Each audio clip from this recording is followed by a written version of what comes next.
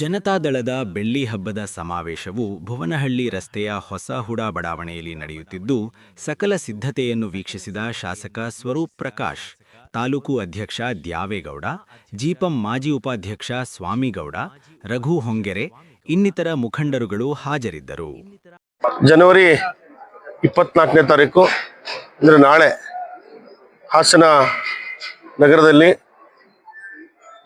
ಬೃಹತ್ ಜನತಾ ಸಮಾವೇಶ, ಜಾತ್ಯತೀತ ಜನತಾದಳದ 25ನೇ ವರ್ಷದ ಬೆಳ್ಳಿಯ ಒಂದು ಸಂಭ್ರಮ.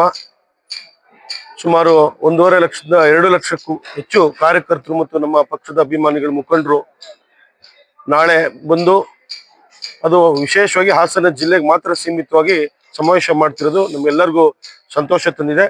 ಅದೇ ರೀತಿ ತಾವು ಕೂಡ ಮಾಧ್ಯಮ ಮಿತ್ರರು ತಾವು ಕೂಡ ವೀಕ್ಷಣೆ ಮಾಡಿದ್ರಿ, ನಮ್ಮ ಜೊತೆ ತಾವು ನೋಡ್ತಾ ಇದ್ರಿ. ದೊಡ್ಡ ಮಟ್ಟಿಗೆ ಸಿದ್ಧತೆಯನ್ನು ಕೂಡ ವ್ಯವಸ್ಥಿತವಾಗಿ ಮಾಡಿದ್ದೇವೆ. ನಾನು ಕೂಡ ತಮ್ಮ ಮೂಲಕ ಹಾಸನ ಜಿಲ್ಲೆಯ ಸಮಸ್ತ ಜನತೆಗೆ ಮತ್ತು ಕಾರ್ಯಕರ್ತರಿಗೆ ಅಭಿಮಾನಿಗಳಿಗೆ ನಾನು ಕೂಡ ಮನವಿಯನ್ನು ಮಾಡ್ತಾ ಇದ್ದೇನೆ. ನಾಳೆ ದಯಮಾಡಿ ತಾವೆಲ್ಲರೂ ಕೂಡ ಕಾರ್ಯಕ್ರಮಕ್ಕೆ ಆಗಮಿಸಿ ಕಾರ್ಯಕ್ರಮವನ್ನ ಸಮಾವೇಶವನ್ನ ಯಶಸ್ವಿ ಮಾಡಬೇಕು ಅಂತ ತಮ್ಮ ಮೂಲಕ ಮನವಿಯನ್ನು ಮಾಡ್ತಾ ಇದ್ದೀನಿ.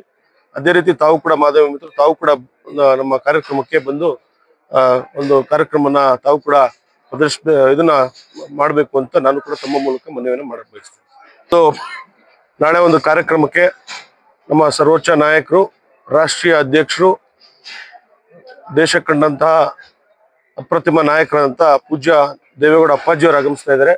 ಅದೇ ರೀತಿ ಕೇಂದ್ರ ಸಚಿವರಾದಂಥ ನಮ್ಮ ನಾಯಕರಂತ ಕುಮಾರಣ್ಣವರು, ಅದೇ ರೀತಿ ನಮ್ಮ ಹಾಸನ ಜಿಲ್ಲೆಯ ಅಭಿವೃದ್ಧಿ ಹರಿಕಾರರಂತ ಎಚ್ ಡಿ ರೇವಣ್ಣವರು, ನಮ್ಮ ಯುವ ಜನತಾದಳದ ಅಧ್ಯಕ್ಷರಾದಂಥ ನಿಖಿಲ್ ಕುಮಾರಸ್ವಾಮಿ ಅವರು ಮತ್ತು MLC ಅಂತ ಸೂರಜ್ ಅವರು ಒಳಗೊಂಡಂತೆ ಎಲ್ಲ ನಮ್ಮ ಪಕ್ಷದ ಶಾಸಕರಿರ್ಬೋದು, ಮಾಜಿ ಶಾಸಕರು, ವಿಧಾನ ಪರಿಷತ್ನ ಸದಸ್ಯರು ಮತ್ತೆಲ್ಲ ಮುಖಂಡರು ಕೂಡ ನಾಳೆ ಆಗಮಿಸ್ತಾ ಇದ್ದಾರೆ. ಈ ಸಂದರ್ಭದಲ್ಲಿ ನಾನು ಕೂಡ ಅವ್ರಿಗೆಲ್ಲ ಕೂಡ ವೈಯಕ್ತಿಕವಾಗಿ ನಾನು ಕೂಡ ಕರೆ ಮಾಡಿ ಆಹ್ವಾನ ಕೊಟ್ಟಿದ್ದೀನಿ.